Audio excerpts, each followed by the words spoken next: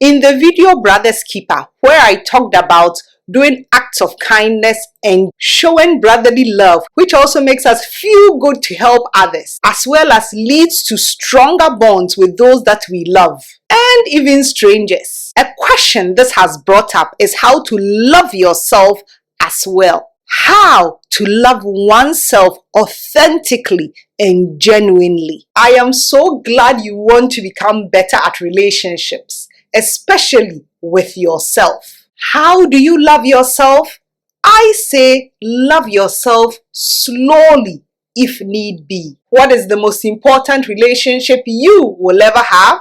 The most important relationship you ever have, unless you believe in a higher being, is with yourself. What you think about yourself, how you feel about yourself, how you treat yourself, it all starts and ends with love for yourself. Does it feel like your flaws from doubts, fears, vulnerabilities, wounds from the past, and self-doubt are shining through more than your true, joyful, abundant, loving, courageous self? Which is causing you a lot of internal struggle and you not loving yourself as you could? Well, let's look at what love is and what love is not.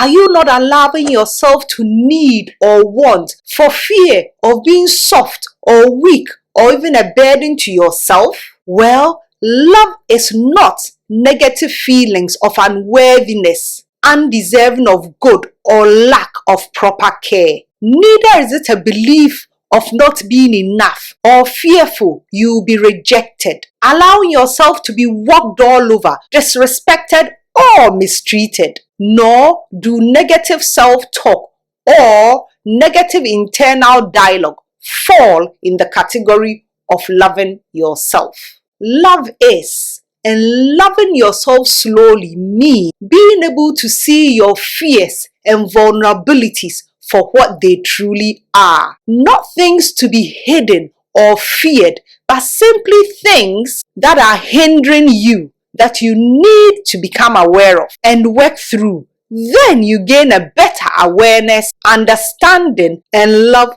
for yourself, which is always a great thing. The more you get to know yourself, get to know what your wants and needs are, your thinking and feeling patterns, and accept yourself, the more you can move towards authentic, unconditional love for yourself. Love is spending the time to learn what makes you feel heard, seen, and loved. Understanding the ways you give and receive love genuinely. This will allow you to give yourself love in the most impactful way for you. What is your love language? Is it touch, affirming words? Or do you value acts of service, gifts, or spending quality time with yourself? Yes, you can apply the love languages to yourself just as effectively as if it was from another.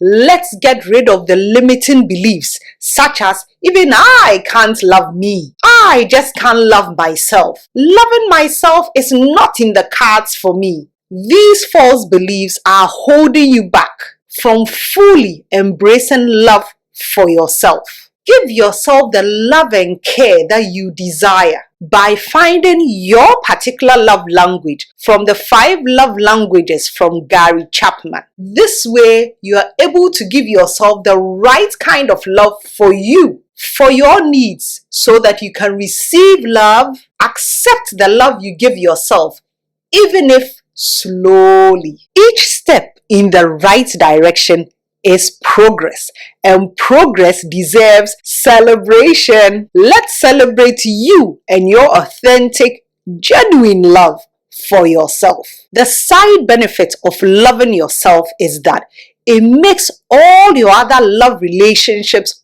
also better and easier to handle, and improves your ability to give and receive love from others as well. Loving yourself is having a supportive, empowering, open and caring relationship with yourself. Do you know that you make better decisions when you come from a positive emotional state? So begin to love yourself slowly. You have to learn to give lovingly to yourself bit by bit, and to receive this love graciously bit by bit, so that without much resistance, you expand your comfort zone in giving and receiving love to yourself. This is a great start to getting familiar with loving yourself. Here are 4 steps to help you do this. Step 1 to loving yourself is building an emotional connection with yourself. To do this, you need to allow yourself to feel deeply. Own your feelings, your needs. Listen to your emotions. Be present with yourself. You can do this through spending quiet time self-reflecting, taking a calming walk in the woods, meditating, or journaling, for example. The more you become aware of how you're feeling and thinking and honoring them, the more attuned you become to your true self. Meaning, you'll be able to express yourself better and more freely. This way, you don't ignore, neglect, or push away and sabotage the strong, authentic relationship you are building with yourself. As thinking creates feelings which lead to actions and results, as you think and feel, so are you. Step 2 then is to know your triggers and to learn how to manage them more effectively. Triggers are the things that start to get you off course. The people, situations, and things that unravel you in an area. For example, if you are working on losing weight and you know you cannot resist binge eating chocolate ice cream, then when you go to the grocery store, you don't buy a tub of chocolate ice cream, because you know that when you have it at home, you cannot stop at just 1 scoop, as you are currently unable to resist binge eating it. If a rejection gets you to start thinking negatively about yourself and your abilities, or a disagreement with a colleague starts to get you to replay the conversation in your mind over and over again and brings about continuous negative self-talk. In such a case, understanding your thinking and feeling pattern and learning to reframe or to look at the person, the situation, or the thing from a different perspective,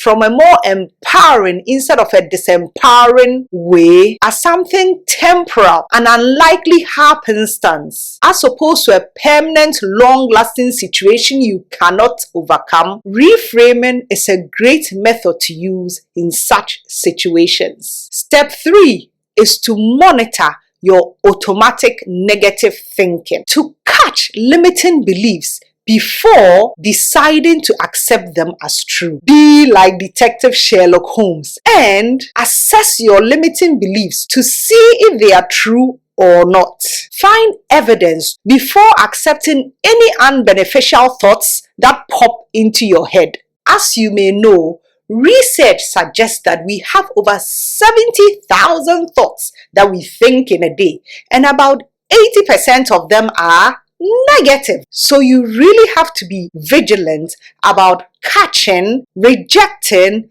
and discarding unbeneficial thoughts. Step 4 is to accept yourself fully and unconditionally for being the unique, lovable, and special individual that you are. As the science of probability states that the chances of you being born, you in particular, is 1 in 400 trillion. Yes, 1 in 400 trillion. So understand when I say you are here by design. So consistently look to love, support, and care for yourself. Have you heard the phrase, build a longer table instead of a fence? Be welcoming of your true self. Love yourself, or build on loving yourself slowly if need be. But be open to loving yourself fully and unconditionally instead of